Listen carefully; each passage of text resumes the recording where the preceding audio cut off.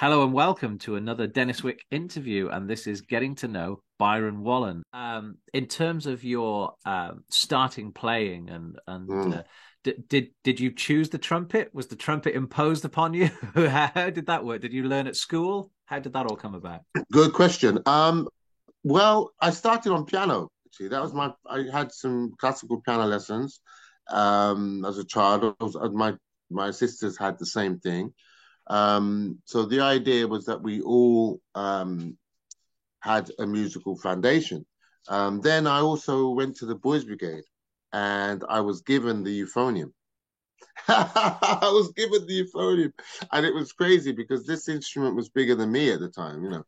And then I'd be carrying it around on my back. And then I remember someone came up to me on the street and said to me, "Oh, what's that? What's that?" And I was kind of really I think they were looking for some I think that maybe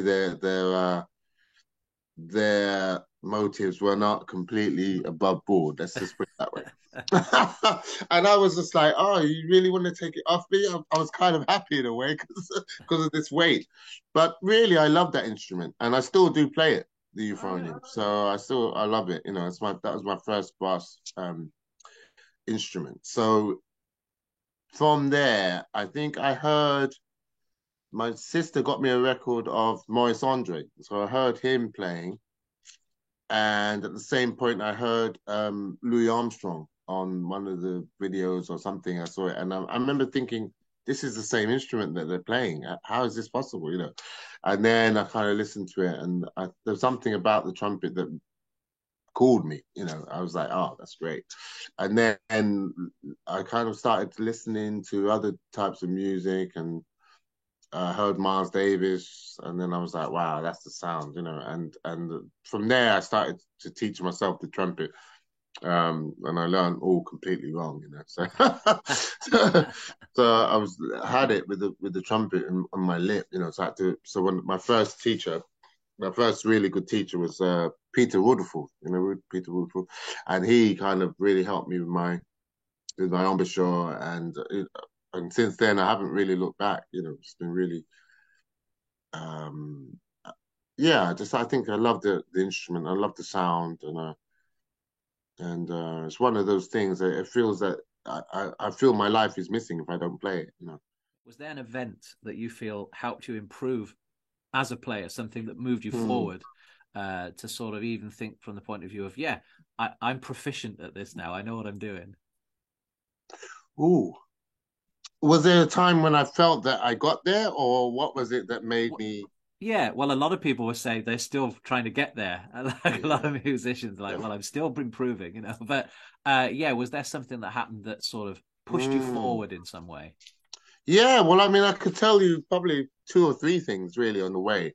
I mean, I remember the first thing that made me really want to do this. And made me feel, wow, I've got something. There is something here that I can develop. And that was actually it was when I think it was probably around about 11 or 12. And I was part of this Boys Brigade. I was playing euphonium at the time, and that was my instrument. And it was a sports day. It was when we did stuff with the. There was like everyone would be. There was a competition, and one of the events was the pommel horse. When you have to go on the horse and you have to jump on the horse and do a little flip. Well, I'll never be a gymnast.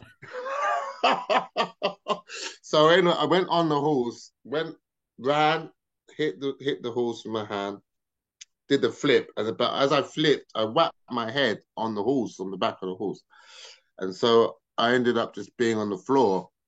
And next thing I knew, everyone was around me, like I think I probably was concussed, and they were like, So I had this big bulge in my my head, and then they said, Byron, no, you don't have to do the solo competition now, because you're a bit, obviously you need to just rest.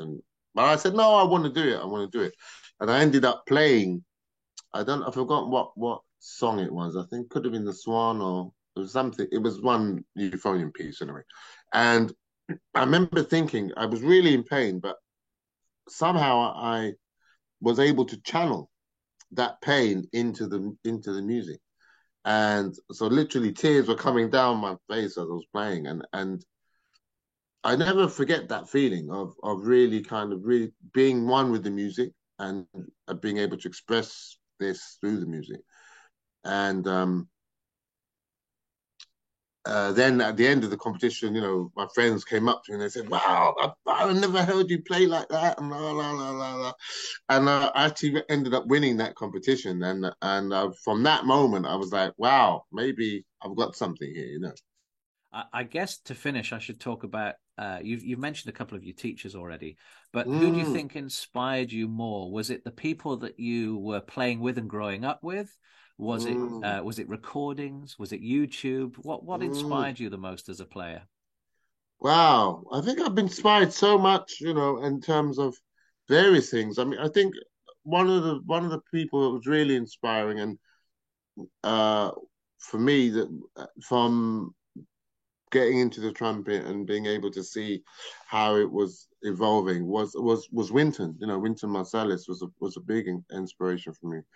And getting to meet him at an early age and you know knowing him and seeing how his career's gone on and that dedication to the music and knowing you know and being able to play and being critiqued by you know people like Donald Byrd and also listening to music and having that um relationship, you know, developing a relationship with music and also working with musicians.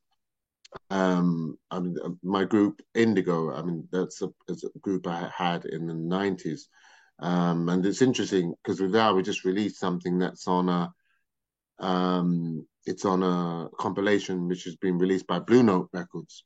And it's called Close Circle, and it's on a song dedicated to the spirit of Stephen Lawrence. And it was really being around those guys, Tom Skinner, Tony Kofi, and Larry Bartley, and being able to make music together, you know. And so it's. I think the thing is when you have technique, you know, you have your lessons, you have all of this, and that's all great. However, it's only when you put it into practice that you realize what you have to do. And I think having the platform of being able to work on music and to actually play with the same people and develop as a band really helped me. And I think that was probably one of the most valuable experiences just to have that time because obviously as you get more busy, as you get older, you get more responsibilities. No one's got time to rehearse every day, you know, or every week. So it's just having that support was really very, very, very vital. Thank you very much for your time, Byron. Thanks for sharing some of those stories with us. It's great to see you again after a couple of years, and I'm sure we'll catch up again soon. Thank you so much, Brett. You take care. Pleasure.